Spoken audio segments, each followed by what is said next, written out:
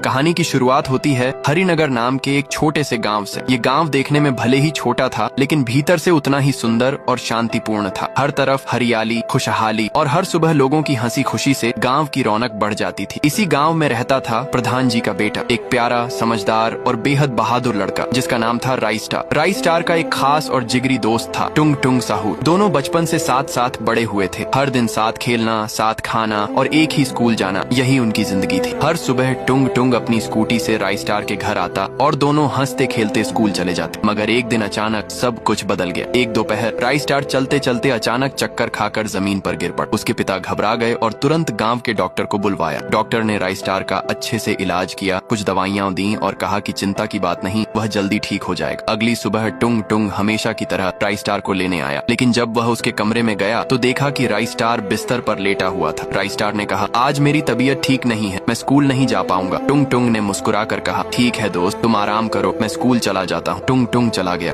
और राइस्टार खिड़की से उसे जाते हुए देखता रहा। लेकिन उसे क्या पता था कि वो अपने सबसे अच्छे दोस्त को आखिरी बार देख रहा है। उस दिन टुंग टुंग स्कूल तो गया, लेकिन कभी वापस नहीं आया। राइस्टार और टुंग टुंग के परिवार ने पूरे गांव, स्कूल और खेतों में उसे ढूंढा, लेकिन वह कहीं नहीं मिला। गांव के कुछ लोग तो कहने लगे, अच्छा हुआ चला गया, बहुत परेशान करता था। राइस्टार को यह सुनकर बहुत दुख हुआ, लेकिन वह कुछ कर नहीं सका। समय बीतता गया, 5 साल गुजर चुके थे। राइस्टार अब बड़ा हो चुका था और अपने पिता की जगह गांव का प्रधान बन गया था। लेकिन एक बात आज भी नहीं बदली थी, टुंग टुंग की याद और उसकी तलाश। वह आज भी अपने दोस्त की खोज करवाता रहता था। फिर एक दिन कुछ ऐसा हुआ जिससे पूरा गांव कांप उठा। एक रात जब सब सो रहे थे, तभी जमीन हिलने लगी और आकाश से एक सफेद पीर गांव के बीचों बीच उतर आया। सुबह जब गांव वाले उठे तो उन्होंने देखा कि गांव के बीच में एक अजीब और डरावना सफेद स्तंभ खड़ा है। सब हैरान थे, यह अचानक कहां से आया? लेकिन उन्हें क्या पता था, ये सिर्फ एक स्तंभ नहीं था, मौत की घंटी था। उस दिन के बाद हर रात उस सफेद पीर से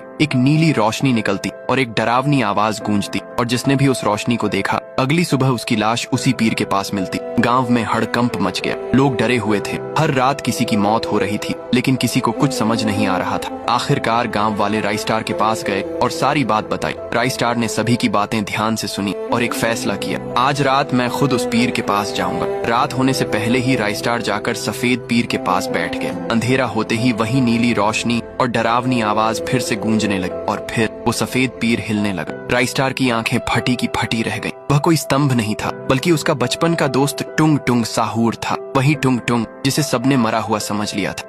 पिछले भाग में हमने देखा कि रायस्टार के गांव में एक शापित सफेद पेड़ रात को लोगों की जान ले रहा था। जैसे ही रायस्टार को इस बात का पता चला, उसने एक खतरनाक फैसला लिया। शाम को वह उसी पेड़ के